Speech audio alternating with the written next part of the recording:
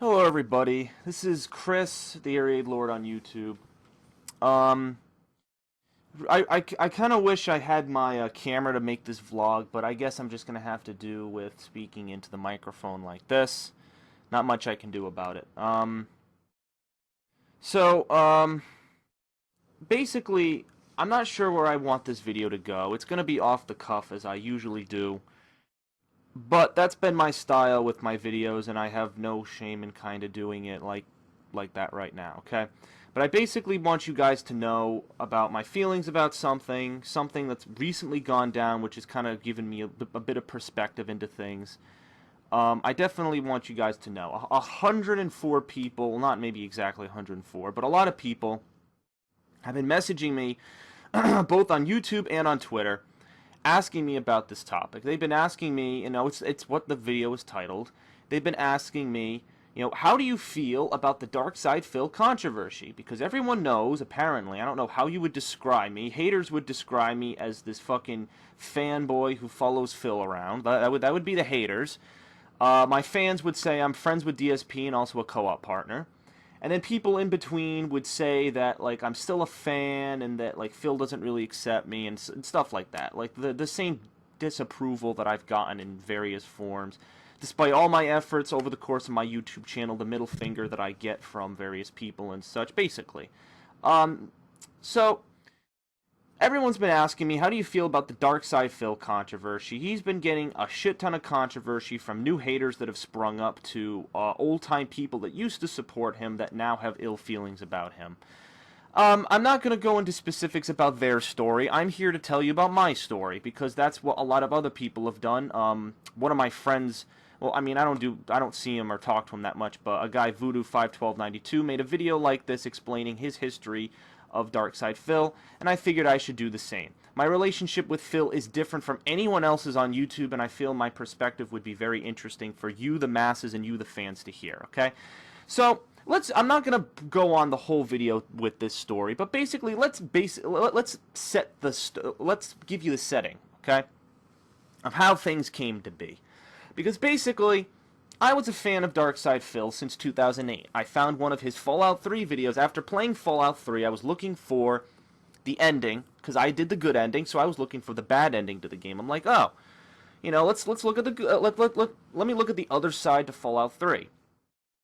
And I come across a guy who's drunk, raging at Fallout 3, filming his TV with a camera, and he's basically pissed because he doesn't know the code to activate the Project Purity machine at the end of the game. I was laughing so hard I fell off my seat just because of the things he was saying at this game screen. It was some of the funniest shit I had ever heard in my entire life, and I was losing it. I was completely losing it, and I thought it was the funniest shit ever. And then ever since that video, I stuck with his content.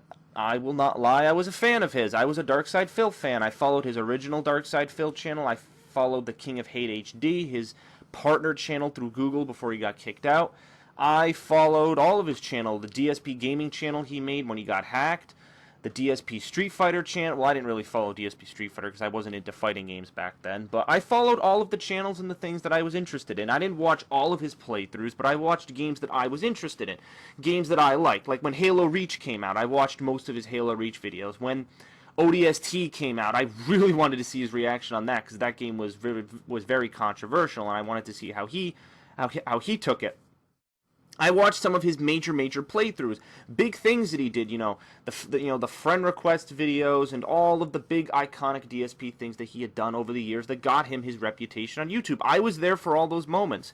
I was a long-time DSP fan, one of the true DSP fans from 2008 when he first started to get recognized. I was a fan since those old glory days, pretty much. And, some people know that and some people don't, but I was pretty much a fan of his from back then. And at the end of 2010, I was at a very weird point in my life where I didn't have much. I had been ridiculed a lot in school. High school was really not what I expected it to be. I had high hopes for high school being a very great place for me, but it ended up being a shithole. So I needed something to offset the negativity in my life, and a YouTube channel was something that I believed could do that. So I basically opened up a YouTube channel in December 2010. I've said this story a couple times, but I'll say it for the sake of my history with Phil. I opened up the channel in 2010, and I'll admit, one of the things I thought in my mind was, well, it's very hard to get recognized on YouTube. Here's a way I could do it. I like watching this guy's Phil's content. How about I try to do something, because I saw a lot of people making music montages and all sorts of clever things that Phil would favorite. That was the big thing. Phil used to favorite fan videos, and it was a big deal because Phil had such a following at the time that thousands of people would flock to these videos and it would get lots of exposure. So I was pretty much like, oh shit, this is my opportunity to get some viewership. So I pretty much I still remember, I spent New Year's Eve, 2010 into 2011, I spent that December 31st, 2010, I spent that entire New Year's Eve home on my shitty laptop using Windows Movie Maker, trying to make a montage of We Didn't Start the Fire, basically doing a We Didn't Start the Fire to every game Phil played in 2010. The video is set to private because it has a copyright claim on it, so I can't display it since I'm partnered with Machinima, but so to many of my old-time fans and viewers, like, the video was pretty good. Like, you know, obviously it was really bad editing and stuff, but I put time into it, and Phil eventually found it, because I pretty much spammed him and said, hey, look at this video. He favorited the video, and I got exposure. I got subscribers from it, and then I found more of an opportunity. In January, he started to do fan appreciations. Pretty much, actually, the entire spring of 2011, he did fan appreciations with fans. It was Black Ops and some of the new multiplayer games that were coming out at the time. Assassin's Creed Brotherhood, Homefront, and I ended up joining in for many of those games and many of those matches, and it was luck. It was literally the case of, all right, he would say, all right, send me a message at this time, and then you can get into my session, and that's pretty much what I did. I just spammed him with messages, and some of those, I got into the stuff. Now, I'll fully admit, I was a novice to commentary. I was a novice to everything. My style of recording my TV with a camcorder was, of course, inspired from Phil. My commentary was bad. I was trying to get on Phil's good side, trying to suck up and stuff, and obviously it didn't go over too well with the fans. That happened again in April 2011, where I got a shitload of hate from people. That was the first time I got massive hate. People were like, who's that guy talking? He's really annoying. Everyone's trying to suck up to Phil. You're annoying. And, of course, me trying to be defender of the justice, I went into the comments section and tried to defend myself. It didn't go over too well, and then I was like, all right, you know, for the future, I got to do better. So, one way, all right, so after I did all that co-op, I basically wanted to take my relationship, which was just me playing co-op games with Phil, I wanted to take that to a higher level, basically. I was like, all right, there's got to be something else I can do. So, I basically went to Kineticon 2011. I signed up for Kineticon 2011, and I went to that gaming convention, and that was the first time I met Phil. So basically, I went to Kineticon 2011. I was looking at the list of gaming conventions, and originally the first one on my list was Too Many Games 2011, but it was too far away. I was practically getting my driver's license a month later, and I didn't have the means to get to Pennsylvania. It was way too far from where I lived. So I was like, well, shit, you know, this is excellent. Now I wanted to meet this guy. This is my one opportunity, and now it's just not going to happen. So luckily, a couple of months later, there was another convention called Kineticon, which was in Connecticut, which was way closer to where I lived. And I said, oh, this is my opportunity. Phil's going to this. John Rambo's going to this. OJ's going to this. I was like, this is my one opportunity to meet these guys, basically. So, I basically went and I met Phil, and those are some of the most viewed videos on my page, meeting the King of Hate, talking to DSP and his pals. A lot of my old-time fans and some of the haters who don't like me very much probably know those videos because they have almost 10,000 views each, over 10,000 views in some cases. And I'll admit, some of them were a bit awkward because it was me meeting Phil for the first time. I didn't know how he would treat me. You know, oh, this guy's just a fan of mine. But let me tell you some of the stuff that went down in the background, beyond just watching the videos. Because if you watch the videos, it's me interviewing Phil in a sense, asking him how the convention went. And it's basically me talking to him. Now, here's the funny thing. When I met Phil for the first time, I basically said to him, you are one hard person to find. And he said to me, oh, I just got here at the convention. And then I started conversing, and I said, I don't know if you know who I am. I'm the TheAireaidLord. And he said, "Oh, I know you." And it was from the co-op gameplay and some of the musical remix, montagey stuff I had made on his channel. So he knew who I was. And then we started talking more and more, and then I introduced him to my dad, because my dad had come to the convention. And then, we were just talking and stuff, getting to know each other and whatnot. And then, oddly, now here's the weirdest thing, and I know you guys might put a big question mark over this. I basically asked Phil, I said, "Hey, do you want to put your cell phone number into my phone?" And Phil said, "Oh, yeah, where's your phone?" And I gave him my phone, and sure enough, he put the number in, and that was it. I was like, why would a guy like this put his cell phone number in the phone of a fan who he only knew me from the co-op, and it was a big, big oddball. I was just like, really?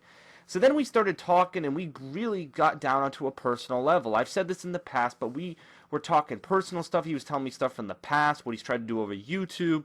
I was telling things from high school, how it's been difficult, how his channel and his presence and stuff has meant a lot to me. And I left that convention having talked to the three of them, and I felt so exuberant. I was like, yes, I'm going to get some recognition. I filmed one of DSP Street Fighter matches. I was like, oh, this is going to feel so great.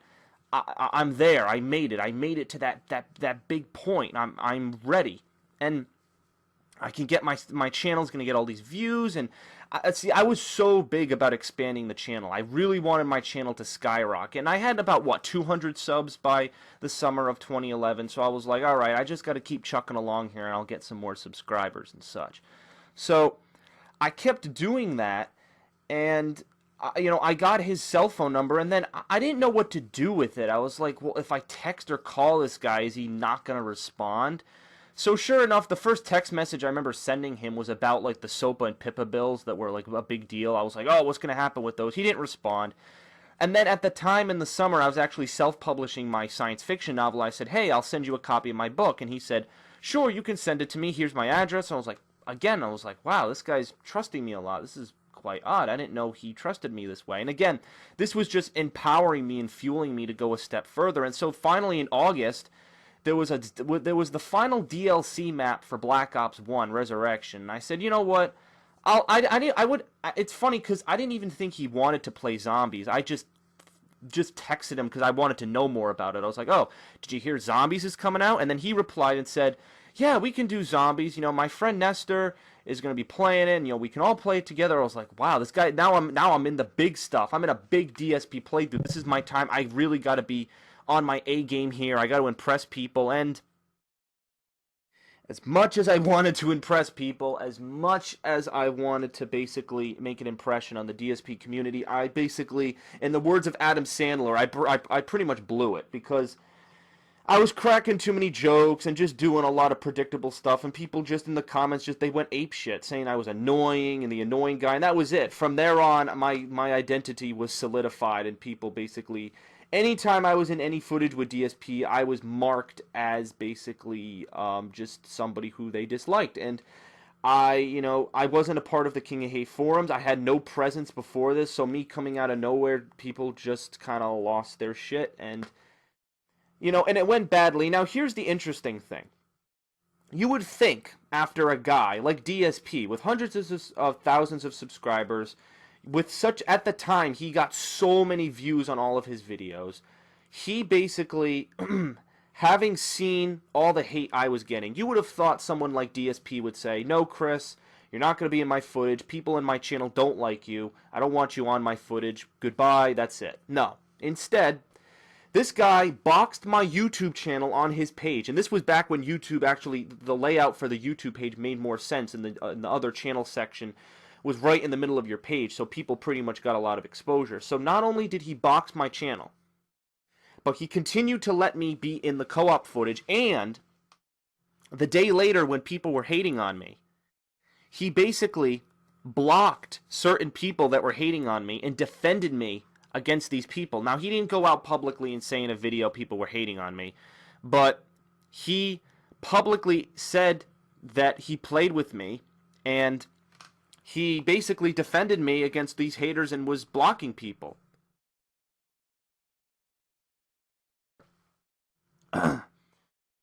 So I was ecstatic. I was like, wow. I was like, here's a guy who has a YouTube following. He's got this big presence. He's got years of experience. He's been through so much.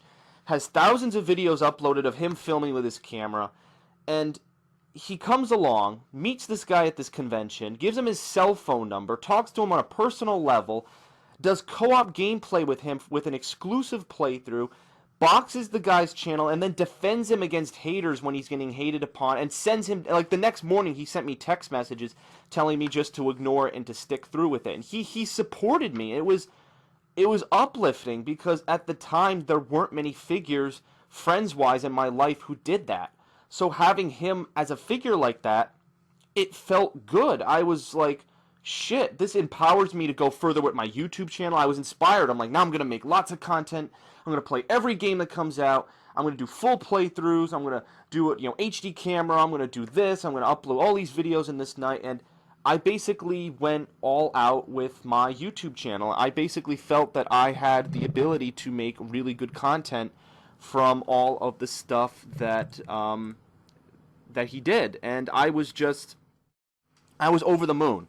So the rest of 2011, I was empowered, and I kept doing footage and stuff. And then, I guess, 2012 was where things were kind of going to a head. 2012, things started to pick up with our, friendship. I went to MagFest, was on the panel, and I wasn't on the panel, I was in the audience and stuff, but I was selling merchandise at MagFest. He let me sell my book. Again, things just kept going progressively well. He let me sell my book at MagFest. He mentioned me and how I helped him change the day of his panel. He promoted some of the stuff I was doing with my book. Again, really positive stuff, and I continuously kept feeling better about myself because of his actions. Over the course of 2011 and most of 2012, I was feeling very exuberant from the things that Phil was doing for me, and it really did feel good. So I'd say the pinnacle of all of this, the highest point that I reached, was probably at Too Many Games 2012, the last time I actually saw him in person, ironically enough. Because at Too Many Games 2012, I operated his camera, I went around and sold stuff, signed autographs, took pictures with people. I was actively talking to fans and subscribers. Like at MagFest, not many people came up to the table because it was really the first time we were doing it. But at Too Many Games 2012, we had an exuberant amount of people, lots of fans. People wanted to take pictures with me. Little kids with their moms wanted to say hi to me. Like I was like, yo, you have no idea how much this means to someone who gets harassed as much as I do, in the course of, high school and stuff, to be approached by people because of all of the nice things that this guy's done. For all of this to happen, it felt so good. It felt so uplifting. And that those feelings continued and stuff. And I'd say the co-op we did in late 2012 was another big pinnacle, because when we did Borderlands 2, more people were hating on me. But Phil, for the first time in his weekend preview, took the reins and actually defended me publicly and said, look, I don't care if you guys don't like this guy. He's a good friend of mine. We do co-op, and if you don't like him, screw off.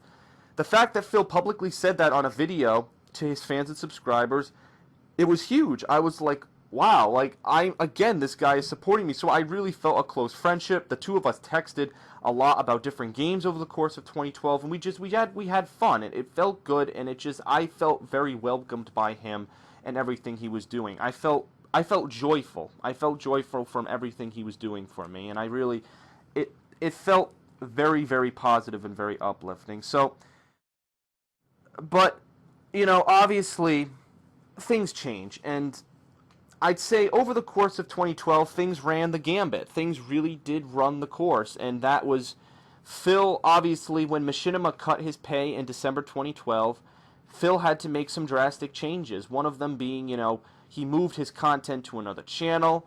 He pretty much, in February, he moved to direct capture because he felt that his content wasn't good enough with the camera. He made these series like Retro Replay and the Summer of Retro. Like, he just had these harebrained ideas of bringing back all these old playthroughs and just doing all this stuff that I just didn't disagree with. Like, it didn't feel like the old Phil to me. He was doing all of this radical stuff, and I knew why he was doing it. It was because of views. Take his Retro Replay. Retro Replay is him playing old games that he used to do playthroughs of. Like, what were some of the games he's done Retro Replays of? Dead Space 1, which was like his iconic video. Like that was the first video that got him popular. So he redid that playthrough. I think another candidate was like Spider-Man. He's done playthroughs of GTA 4. All of these old games he's played this year because of pressure, because of peer pressure from fans and his viewers, basically because he needs views and he needs exposure, basically. He needs to get views. Now that his paycheck is lower because of Machinima's cuts, he needs to make all of these drastic changes. And I felt this, and I still remember this. It was the end of January when I felt this. Because basically, the four of us, my friend Pete, myself, John Rambo, and Phil, we did the Sir Hammerlock DLC for Borderlands 2, which was the third DLC for Borderlands 2. I bought the Season Pass intending to do all four with Phil, and he only ended up doing one. And we finished that DLC, and a whole bunch of things happened. The first thing that happened is I got more hate in the comments. I still remember some people went to Phil's vlog and told Phil that I was the reason why he was losing views on that video, and I was like, what? The second thing that happened was the videos didn't get any views. Like, the views were absolutely horrible for the Sir Hammerlock DLC, and once again, Phil was complaining in his videos about the views. And basically, that was the big change. Like, Phil pretty much, after that point, pretty much threw his hands up in the air and basically was like, what do you guys want from me? And he started to make all of these sweeping changes and stuff. And over the course of 2013, he pretty much made all of these big changes to his YouTube channel that cater to this loss of views. Like, he's such in this dire position with his career that he has retro replays and summer of, like, it's begging. It's like, views, like, it's like this guy, it's like a homeless person on his hands and knees. Give me views. I'm fucked. Machinima cut my pay. Less people are watching my content either because I use a camera or I haven't been as nice to my fans as I could have, calling them idiots in some cases. Come back, give me views. I'm trying to do stuff like playing classic games. I'm running out of ideas. Help me. That's basically what 2013 has been for Phil in a nutshell. It has not been positive in the least. There have been very few things in 2013 that I've done with Phil that have been positive. It's funny because back in 2011, 2012, when I did co-op playthroughs with Phil, I used to be so ecstatic. I was like, oh, I'm doing a co-op playthrough with Phil. I'm going to get views. I'm going to get subscribers. I'm going to have a good time. Honestly, like, I could give two fucks about doing co-op with Phil nowadays. Like, when we did the third Zombies map for Black Ops 2 a couple of weeks ago, like, I was like, okay. Like, I was just, like, fucking bored with myself. Like, it didn't feel like anything, especially due to the fact that Phil was taking fucking 30-minute breaks every 30 minutes because of his the ad rolls on Twitch. That's another thing. Like, he has this whole system built upon getting views and money. The subscription feature, this is the most fucking ridiculous thing I've heard in my life. You pay $5 a month to watch a guy's content that you can watch for free. Why in the hell why would you do that? Why would you pay $5 to watch content that you can watch for free on YouTube? Not to mention, if you have ad blocker, you can just watch it without the annoying advertisements anyway. Why on earth why would you do that? Like, it just doesn't make any sense. Like, oh, if you subscribe, you get a couple of emoticons and you can write clever stuff in the chat. Like, are you fucking serious? I never used to call Phil out for doing stuff for views and money, but this is the biggest one. And it's funny because I'm conflicted. On one hand, I can say, alright, he needs to do this so he can support his job. If he doesn't, he's going to be fucked and he won't get views, and he's not going to be able to continue doing this for his full-time job, as he calls it. But on the other hand, I'm kind of pissed because he's kind of disregarding things. He says he listens to fan feedback and stuff. Well, in a sense, I feel like he kind of does things at his own pace. He in many circumstances, he doesn't think before he acts. There are lots of case in points with this. You know, lots of videos recently have been calling him out for this. Like the most recent Mighty Furtado situation, where basically this guy Chris, or Mighty Furtado, who made his website and built him a custom PC, felt robbed because when Phil was trying to hook up direct capture stuff, this guy, Mighty Furtado, was basically getting called out by Phil for building a shitty computer, a lemon as he called it. Basically, Phil insulting Chris for various reasons. And it's funny because when this controversy was going on, many people came to me and said, what do you think about it? Who do you support? And I'm like, honestly, Think of what I said earlier in this video. Phil has done so many nice things for me and has supported me and was there for me in a time when I was at my worst point. Why would I pick sides and tell you guys what I think? Like, it doesn't make sense for me to do that. But now, I'm going to tell you something. I'm going to tell you something right now that came up, which is why I'm making this video, and basically why I snapped. Tonight, I basically snapped. My buddy P-Dog was there for me and was able to calm me down a little bit, but I fucking snapped, and here's why, okay? And you guys don't know this. This was supposed to be a surprise back in February. It was gonna be a surprise this week. Unfortunately, it's not happening. I'm gonna tell you why right now, okay? So basically, back in February, okay? Actually, let me take a sip of water before I start this rant, okay? Back in February, I approached Phil. I sent him a big text message, and I said, look, I'm going to college later this year.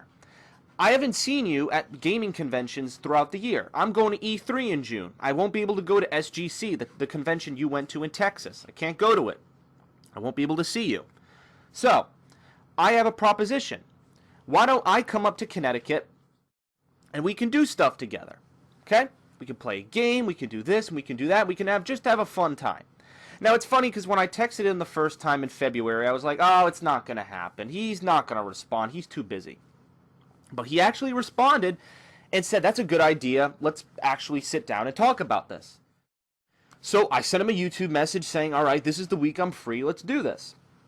And of course, I pick a week where Phil was basically a whole bunch of different things contributed to it not happening. I believe he got sick, there was a snowstorm, and then his views, I think this was like the transition period of him moving from camera to direct capture. So his views were really, really shitty, and he basically had to take that week off to recuperate and do some, I believe what was he doing? Retro replay of Metal Gear Solid 4 and some other games, and he sent me this long-ass message basically saying if I don't pump out some good views for the remainder of the year, I'm going to be fucked. I have evidence in written form of stuff that this guy has basically sent me and stuff. And, you know, in many cases he has supported me and stuff. And I'm going to actually, let me bring up a message here. I don't know if I can screen capture this. I don't know if I'll be able to. But if I am screen capturing it, hallelujah. If I can't, then oh well.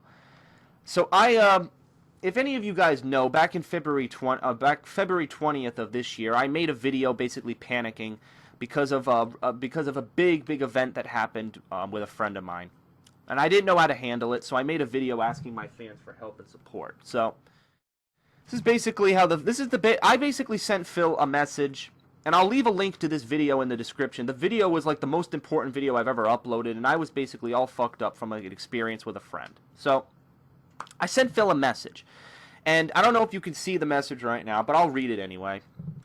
So this is how the message goes. It says, "Sup, man. Figured I'd respond here since I can write a lot longer than a text message, lol. You need to relax. Just trust me when I say that after high school, and when you go to college, everything changes. Everybody is a loner because very few friends attend the same college. Everybody is new there and looking for friends. As long as you're willing to be social, go to parties and mixers and clubs, you're going to be fine. I had very few friends in high school, and the one that I did have were a group of misfits, really. We didn't want to be like anybody else or fit into any kind of stereotype or cliche or clique. So we just hung around and eventually became senior friends. That ended when I went to college, but I still had a hell of a lot of fun there too because I was open-minded. But by the way, bullying doesn't happen in college anymore. That's just kiddie shit that ends when people have to get serious about the business world, and that's another thing. Once you graduate and get a job, it's a whole nother new world of social interaction.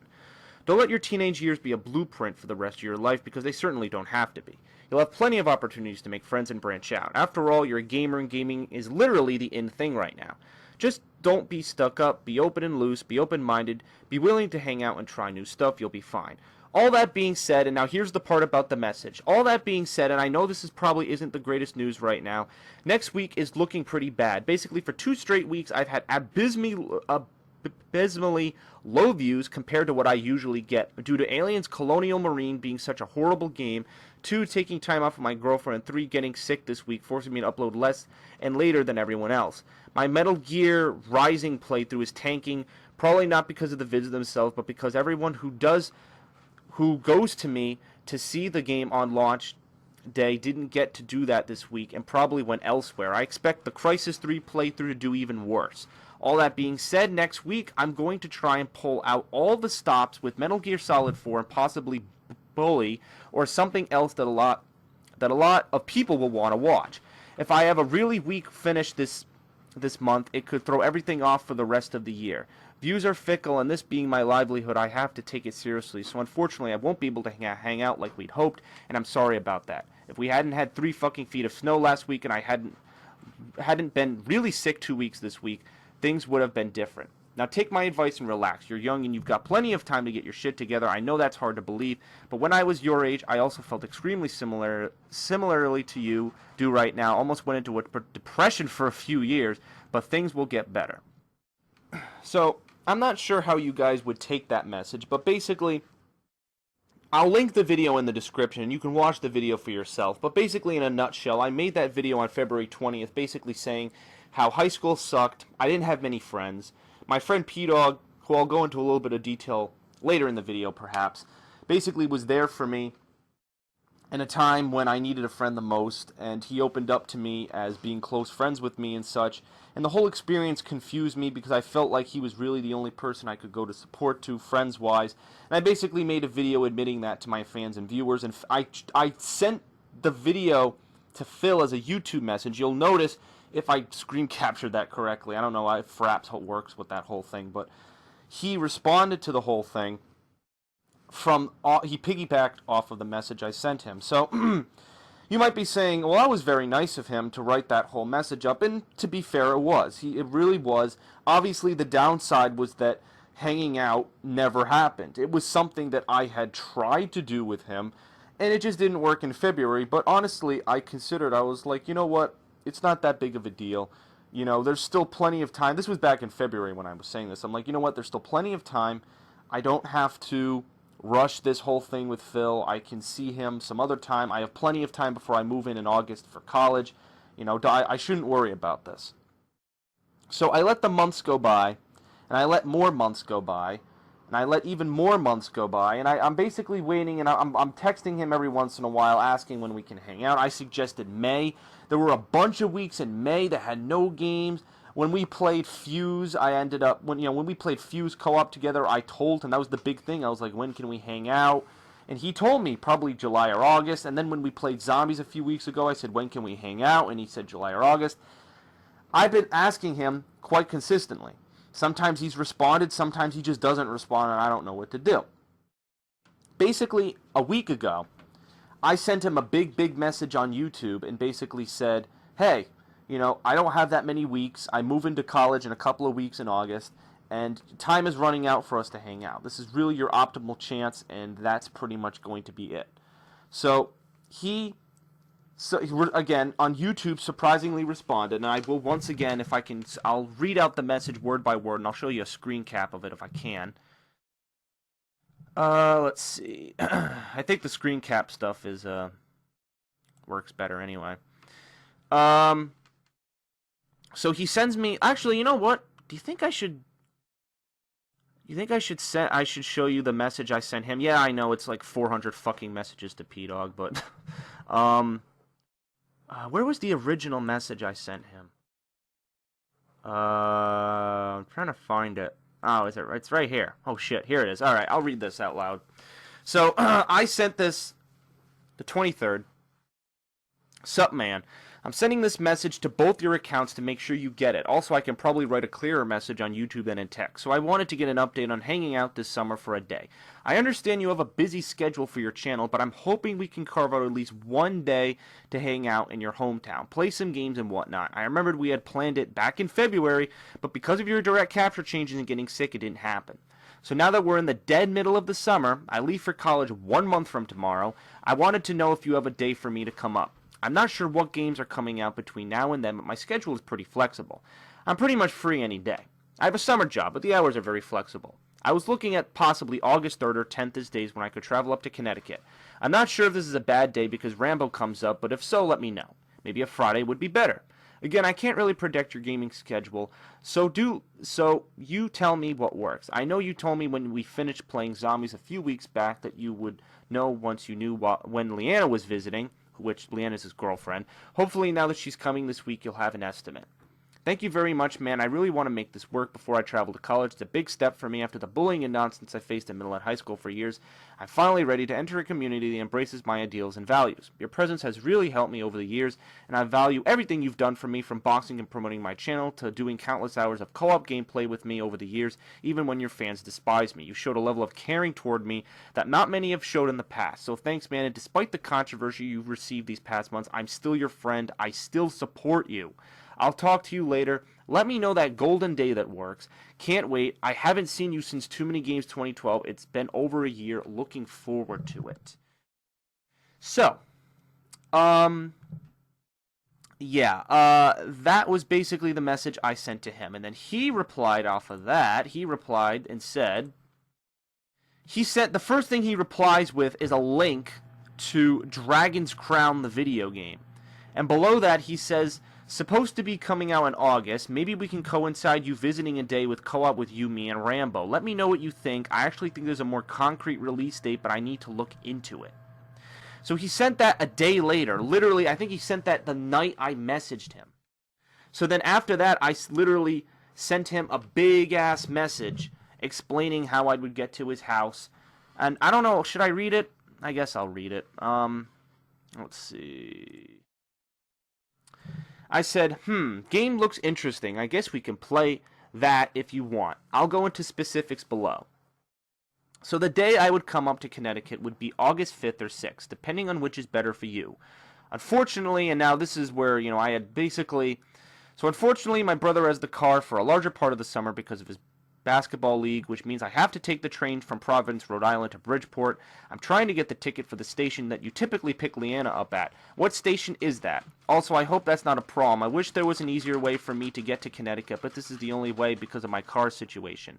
I went with the train option because I know that's how you pick Leanna up when she visits monthly. I'm sure we can make it work. The train time I can get can be flexible.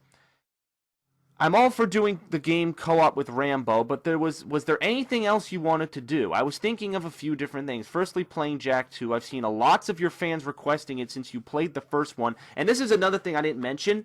Phil has my HD collection of Jak and Daxter. I gave this collection to him so that he could play all 3 games. He played the first one last summer and has not touched the second and third. And now with his schedule for the rest of August, it doesn't even look like he's going to touch it this summer. So he's had my collection for like ever. He might as well own the damn thing. I only lent it to him so he could play those games, and I was hoping I could pick up the collection again when I went to his house because it is mine. I paid my money for it. Jak and Daxter is my favorite game series of all time. I kind of wanted it on my PlayStation 3 so I could get the other trophies. I don't have the trophies, like the platinum trophies for Jak 2 and 3 for getting the precursor orbs.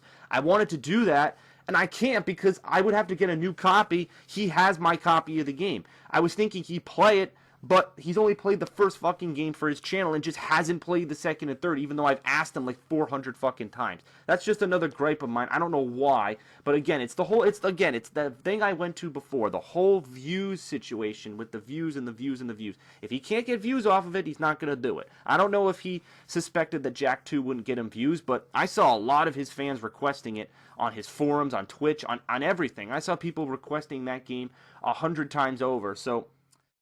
Not too sure why he's not playing it, but I honestly don't know. And it's not like I just go to his house like I'm trying to here and demand the game back. It wouldn't make sense. But so I've seen a lot of your fans requesting it since you played the last one last summer. So maybe you could stream it and I could help you if you get stuck on a part or something to that degree. IDK, just a suggestion. I also have an RTS game I enjoyed back in the early 2000s called Age of Empires 2. I was thinking we could maybe try. It's another game from the PS2 PC era you missed out from Street Fighter, but again, these are just suggestions. We can do what suits you best.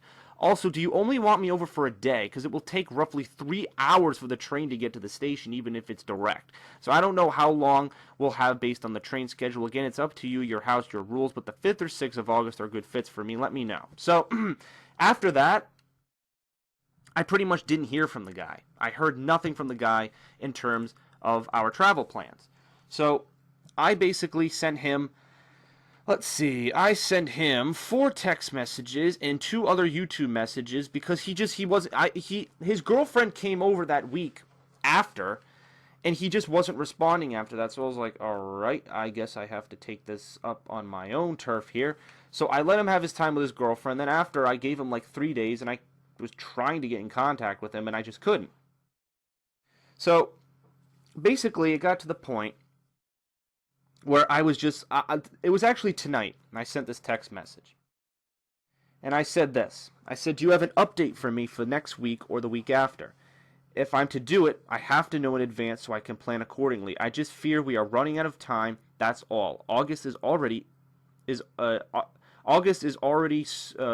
here. So he finally replied, and this is what he said. All right. Now, after everything I've told you, this is what he says to me. Okay. Not sure if it's going to come together. I don't think Dragon's Crown is going to be worth 6 hours on a train ride, and we probably wouldn't beat it in a day anyway. The summer's been really slow, so I can't really afford to take time off with my trip to Chicago the entire last week of August now. And that was it. That was all I got. I got one final text message, and I pretty much got the middle finger. Basically, I have other things going on. I have a Chicago trip. I have this. I have that. I told you last minute. Screw off. That's it. And I tried to respond and tried to leave it off on somewhat of a good note. And I was pretty pissed. I said, so after all that, it's not happening. Not even for just a day. Doesn't even have to be Dragon's Crown. Well, okay, I was looking forward to it as something before I go to college, but I guess not. I was pissed. I was just like, you get my hopes up by sending this message to me that we're going to play this game, Dragon's Crown, supposedly with John Rambo. I had sent him messages about other stuff, about possibly staying a couple other days, doing stuff together, maybe go to the mall, play some of the iconic games that I like, just hang out. That was the point, just to hang out. It didn't have to be for a playthrough. We didn't have to do Dragon's Crown. I don't even know what that game is. We didn't have to do it. It could have just been us hanging out, just as friends and stuff, but now nothing's happening. It's just not going to happen, and it probably won't happen in the future because I'll be busy with college. I'm really not going to have the fucking time to deal with him and his schedule. And I'll say this at the end of the video in terms of the future of Darksydephil and his channel, but it's looking pretty bleak, okay? So it's disappointing. It really is, because things just aren't the way they used to. Whenever I do a game co-op with Phil, it's always, the Twitch stream, and it's these advertisements, and it's this system that he's built around. And, I haven't been directly affected by, his attitude towards people, but I've seen the things he's done. One of the things I definitely disagree with was the Twitter rampage he went on a couple of weeks ago, when this is basically what he did. He was stamping his feet. He was like, wah, wah, wah. I'm not getting views on Earthbound and all of these retro fucking summer games I've been doing to get views and play games that I really want to play. I don't think it was just for views. He probably wanted to do the videos because he wanted to play them.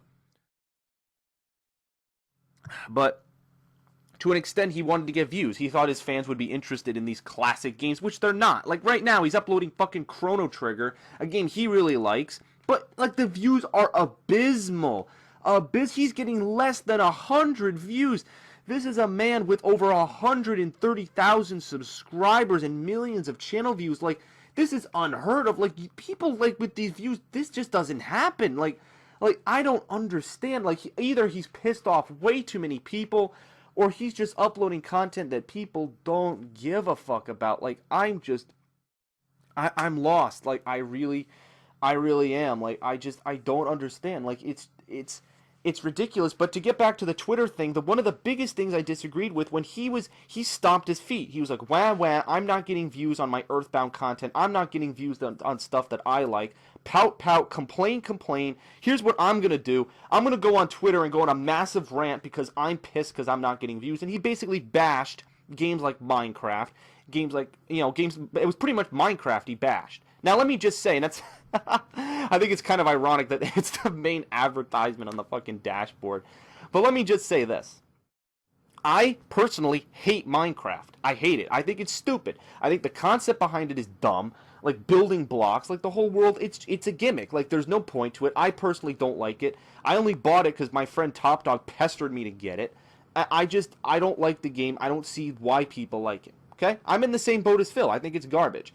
I don't think it's right to go on Twitter and repeatedly, like he made like 5 tweets tweeting about this, saying that the game was horrible and that people were stupid because they're spending their time watching other people's content. Like, it was confusing as hell. I was like, why is he doing this? And then his fans were replying to him saying, why are you insulting a game that I like? And then he was insulting them, saying,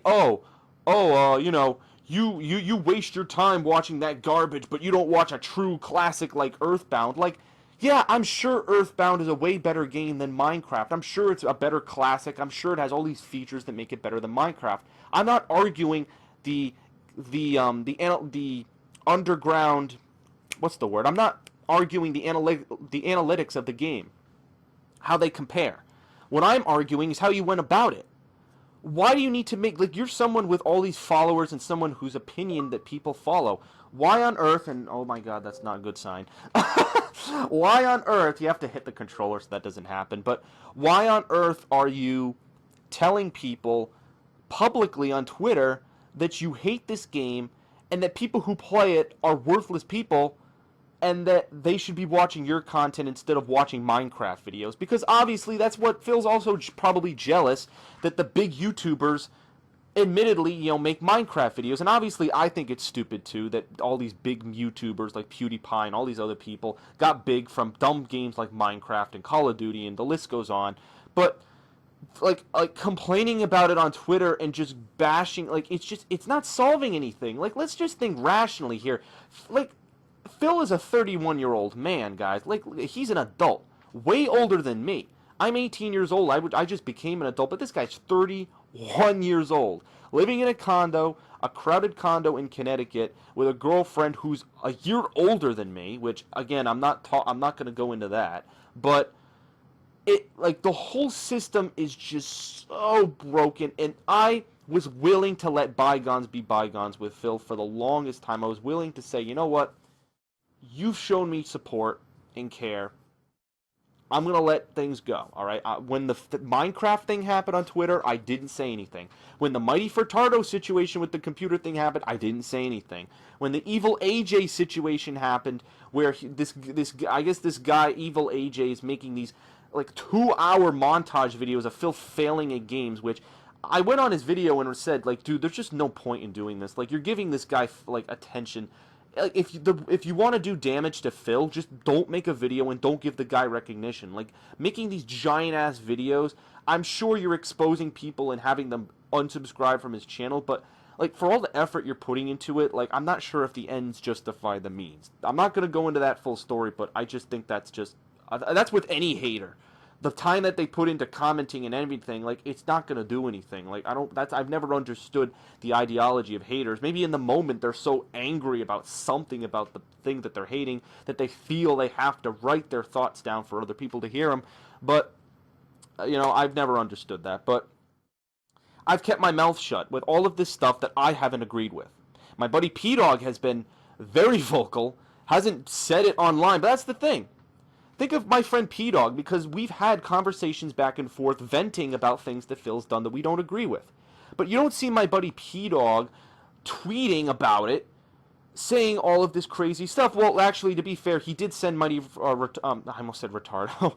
He sent Mighty Retardo one tweet saying that he supported him, which that's fine and stuff. But I remember I told Pete, I was like, why did you do that, I don't know if it's such a good idea to be making your opinion public. Well, I guess I'm the big hypocrite, because here I am with this giant fucking video, ranting, giving my perspective after so long, basically. So, I feel betrayed, I really do. Not necessarily just because Phil stood me up with this traveling thing that we were going to do, hanging out, this big surprise. It was supposed to be a big surprise. I was going to have a gaming update, I was going to do a packing video, I was going to show you guys the games we would play. I was going to link you to his page where we would be uploading all the stuff. We were going to do stuff in person and have fun together. We would have had so much fun stuff to do, and I would have felt so vibrant after doing it. But of course, what does he do? He goes back into his hole. He goes back into his views, constant uploads, game after game after game, and that's it. Shut the doors, that's it. Nope, gone and gone. That's basically that's basically done. And it's hurtful to someone that he spent so much time texting and supporting and helping. For him to do something like this is just, it's hurtful to me. Like, I feel hurt. And he should have known that from the text message that I replied to him. He hasn't replied back, so I don't know if he fucking saw it or what. But he needs to know that I'm not happy with how this went down. He could have at least gone into a bit more detail. This was a last-minute fucking message he sent me after 4 days of me sending him messages asking. I don't understand. Is it because he's busy all the time? I used to have that excuse. Oh, maybe Phil's not responding when I ask him to do co-op because he's busy. That was always the thing. Maybe he's busy. Busy.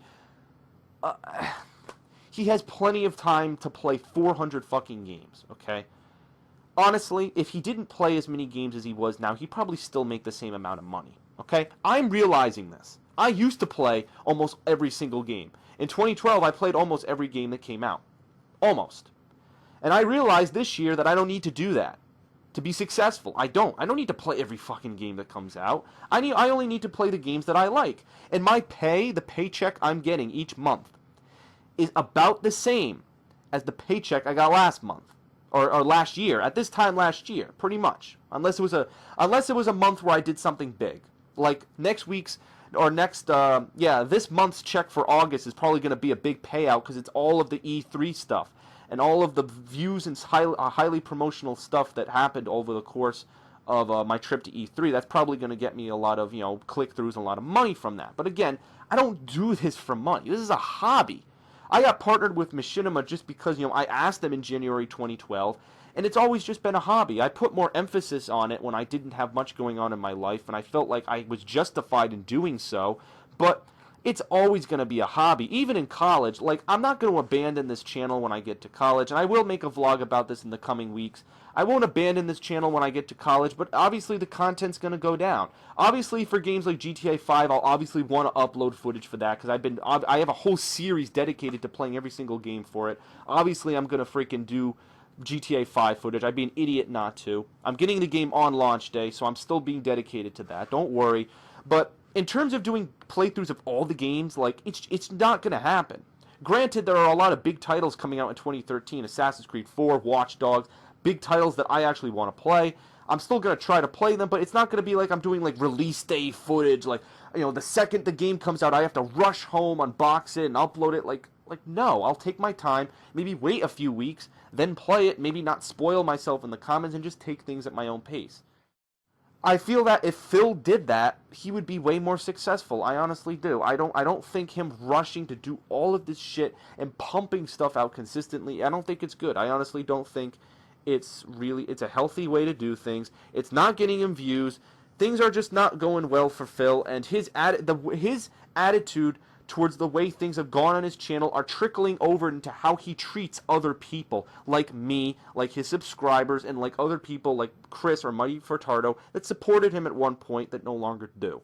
It's baffling to me how this can go on for so long, for a 31-year-old man, after the 5 years of hard work he put into his job, for him to lose it, for him to have the integrity to go through with this YouTube thing and make it his full-time job, but then to just lose his way. It's almost like the Xbox 360 with the Xbox One.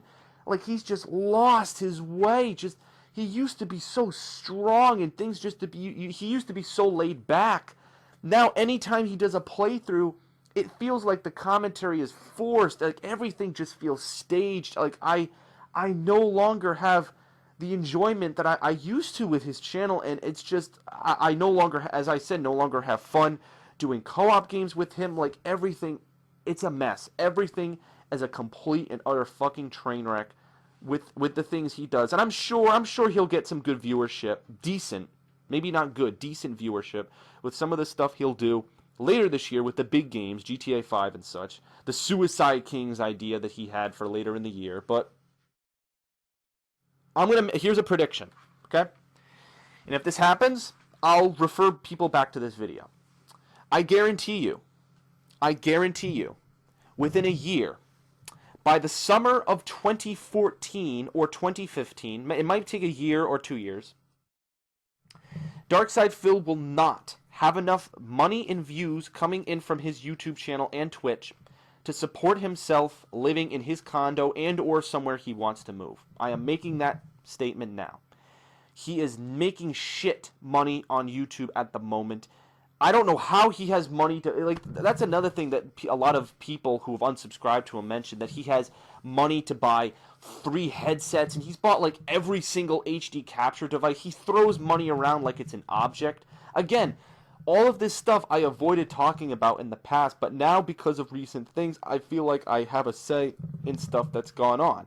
And again, I don't know if even Phil will watch this video or if he'll take it into consideration, because let me just say, I'm not a hater. I can't be a hater because I was a friend of his. I still am a friend of his, because I feel like in this video I'm only venting and trying to just get things off my chest. I've done that with other friends in the past too, to be quite honest.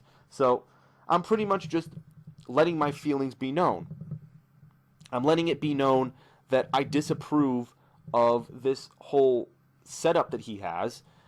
I disapprove of how he's treated me and some other people, and how he's handled things with his fans. He can be nicer. Like, I don't like it when someone asks an honest question and he calls them names and tells them to do research and any of the other fucking slogans he has. Like, again, this guy's 31 years old. Like, you need to learn certain lessons in life by the time you're 31 years old.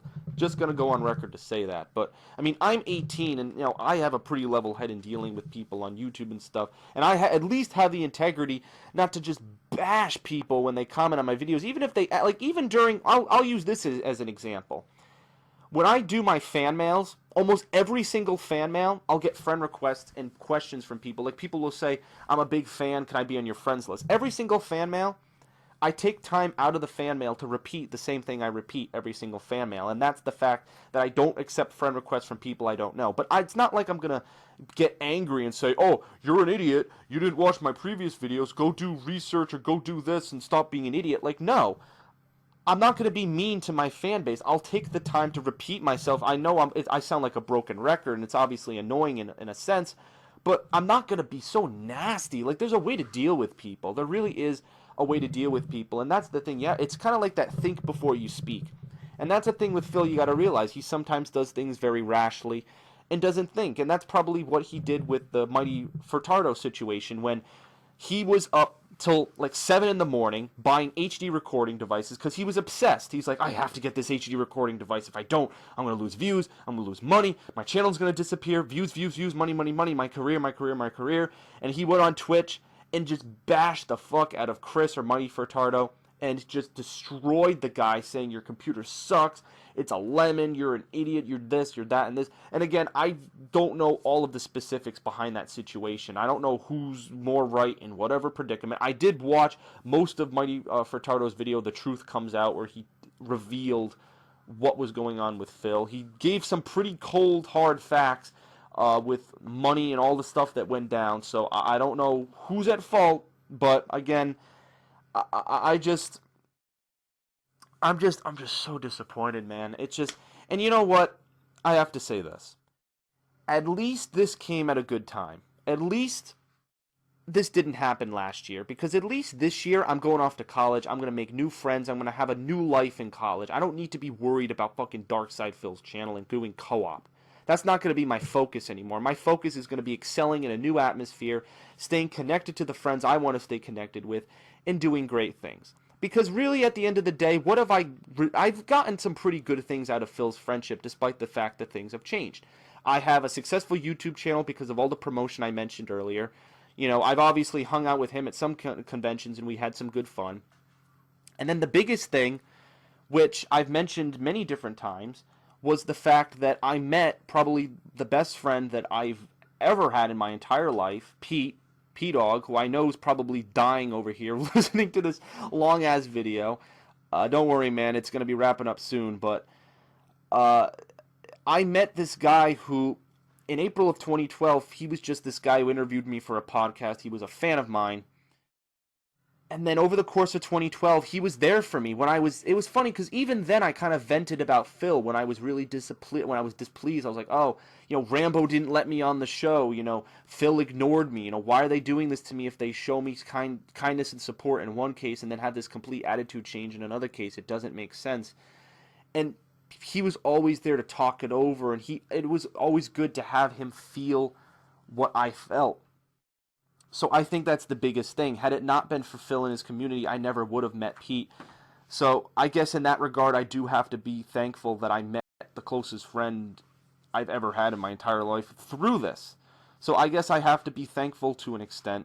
And, look at the positive and stuff. I won't end this vlog off on a bad note. I'm not going to be like, fuck you, DSP, blah, blah, you have to do this, this, and that. I've already gone over the stuff that I think Phil needs to change. I gotta look at the positive. I've changed a lot. In 2013, because of this stuff with Phil and because of my channel and the low views that it's gotten, I've lost my emphasis and my drive with the channel. It just happened. It happened because of Phil's change in his attitude, and it happened because of how my YouTube channel went. And because Pete's friendship was there for me so consistently, I went for that and made that the sole priority of mine because, again, I didn't have that many supporters in my high school and stuff, and I felt like he was my sole supporter. Made a lot of mistakes, made a lot of, hiccups and stuff that I'm not too proud of. And I can say now that I'm at a point that I've developed that I can clearly say I'm ready for the future. My friend Pete has prepared me, listening to me as my friend has prepared me for the future, and I couldn't be happier for the things that he's done for me, basically. So I have to be positive and remember that I gained that friendship from Phil. I need to always be thankful for that. All right, so in a way, I do owe Phil for that. And I owe Pete especially for how dedicated he's been, even when I wasn't the easiest person to deal with, how dedicated he has been to everything I've done, and just how much he cares for me and I care for him and stuff. So I have to recognize that above all, the positive, what was that? That was DSP's slogan from the beginning. Always stay positive and don't let the negative affect you. I guess even in Phil's darkest moments, I'll still take his words, and I'll say that I'm going to take the positive. All right, I'm going to take my friendship with P-Dog. It's a friendship that I'll have for the rest of my life, that I'll continue. That's something, obviously my relationship with Phil and the channel may dwindle, but Pete's will never dwindle, no matter if he goes to university, even if we don't talk for months. That guy will still be like my kindred spirit. If you guys even know what that is, it's like some sort of term on YouTube or something, but that's something that I'll never lose, and that I'm very happy that I gained. So, again, the positive. Look at the positive. Don't look at the negative. I've revealed my disapproval with Phil. I hope that he changes. I really don't want him to get into a predicament where he's desperate to find a job in Connecticut and he can't find a job. He's 31 years old, and he's just in a weird position. I feel for the guy. I feel so bad for the guy. I wish the best for him. I don't wish badly of him. But I'm hurt, obviously, by the things that he's done to me and the way he's treated me just over the course of, 2013, some 2012, when he just completely ignored me in some circumstances and stuff. And this is the truth. This is honestly the truth. For any hater who doubts me, I'm being honest with everything that's happened. I know I probably rambled and repeated stuff many times in this video, but it was necessary to get the point across, and I think I did it very well. So, I'm in 33 minutes of this video, and I have 2 other videos that I split because I had things going on in the background I needed to deal with. So, on that note, I think I'm going to stop this video before it goes 4 hours long. I have to edit it. I don't even know if I'm going to be implementing fraps into showing you the messages I was reading out earlier. But this video, I'm making this video on August 1st, the night of August 1st, and I'm uploading it the night of August 2nd. I don't know how the video is going to be received. I don't know if people will fucking thumbs it up like crazy or dislike it like crazy. I don't know if Phil will flip a shit. I don't even think he'll see it, but I don't know. We'll see. We'll see what happens. We will see. You know, the future is unwritten, as my buddy Pete says, and we'll honestly we'll see what happens, and that's all we can do. We can just keep moving forward, staying positive, and knowing that we can make things change for the better in the future and stuff. So, all right. Without boring you any further, I am the TheAireaidLord, or the I had to say it, the TheAireaidLord. I thank you for watching this very long-winded video that I honestly didn't think I'd make, but it came at a good time. So, thank you, and I will catch all of you, maybe not all of you, but I'll catch most of you later for some more great gameplay that I'll be uploading. Yeah, here's my chance to plug my channel. Yeah, that's stupid. All right, anyway, peace out, and thanks for watching.